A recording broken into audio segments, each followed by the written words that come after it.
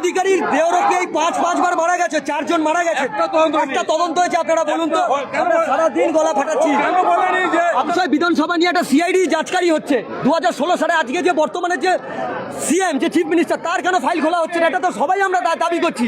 2016 সালে ওই নারদা স্কিমের সিআইডির উনি প্রধান অ্যাকিউজড পারসন, এটা কেন আমাদের তদন্ত হচ্ছে না? আর সিবিআই সিআইডি কি করছে নাকি? আমরা সবার ওপর বিভ্রান্ত। রবীন্দ্রনাথের যে নথি এখনো এনে দিতে পারে না, সেই সিবিআই কি তদন্ত করবে? আপনারা উত্তর দিন। এবং মিডিয়ার কাছে আমরা জোর হাতে নিবেদন করছি, আপনারা খবরগুলোকে সম্প্রচার করুন, গরিব মানুষদের আপনারা দেখান। আপনাদের ঘোর কলকাতার মধ্যে এমপি এমএলএরা ভয় বেরোতে পারছে না, তারা ঘর ছাড়া। তাতে সবাইকে আমরা আহ্বান করছি, আপনারা এগুলো করুন। পুলিশ একতরফা আমাদের কর্মীকে গ্রেপ্তার করে নিয়ে যাচ্ছে, এখন কোর্ট বন্ধ। কে চুরি করেছে? এটা ওদের ন্যারেটিভ, এটা ওদের ন্যারেটিভ। বিজেপি বললেই সব হয়ে গেল। 35 লক্ষ লোকের নাম বাদ দিয়ে ভোট হয়েছে। এটা কি ডেমোক্রেসি? এটা কি গণতন্ত্র? আপনি বলুন। বিজেপির সাথে তৃণমূলের 30-35 লাখের ডিফারেন্সের ফারাক রয়েছে। তো এখানেই তো প্রমাণ হয়ে যাচ্ছে কে জিতেছে, কে করেছে। ইলেকশন ক্যাম্পেইন, ইলেকশন কমিশন যখন কাউন্টিং হয় তখন কতটা ডিলে করেছে আপনারা দেখেছেন।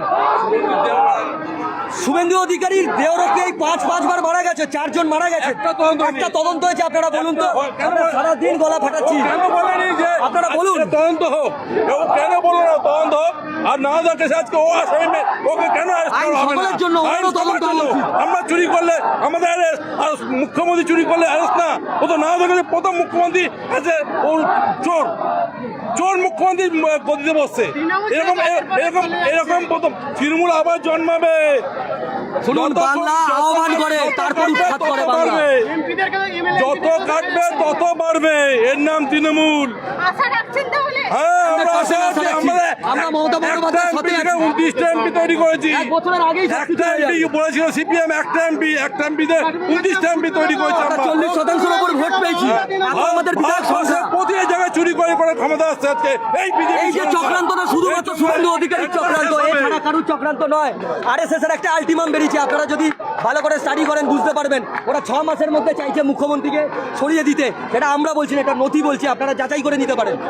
আরএসএস একদমই খুশি নয় শুভেন্দু অধিকারী যে কাজগুলো করছে। বাংলার মানুষ একদম খুশি নয়। তারা প্রত্যেকদিন কাঁদছে, হকার উচ্ছেদ হচ্ছে। একটা মানুষকে আপনারা নোটিশ দিচ্ছেন না, উইদাউট নোটিশ আপনি উচ্ছেদ করতে পারেন না। এটা নৈতিক অধিকার নেই, এটা ডেমোক্রেসি, এটা ভারতবর্ষ। 2026 সালে আমরা দাঁড়িয়ে রয়েছি, আমরা প্রশ্ন করছি, এটা আমাদের রাইট। গণতান্ত্রিক দেশ একটা মাইক লাগিয়ে প্রোটেস্ট করতে যায়নি, বলুন। সেটাই তো আমরা বলছি। এত রাজ্যে যে আমরা উদাহরণগুলো দেখছেন, দিল্লি, হরিয়ানা, সব জায়গায় দেখছেন হকারদের কিভাবে ওরা ভোট নিয়ে উচ্ছেদ করছে।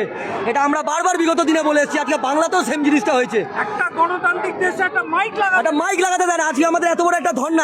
আমরা যখন ক্ষমতায় ছিলাম তখন বিরোধীদের কাউকে কি আমরা মিটিং মিছিল করতে দিইনি দিদি? আপনারা বলুন।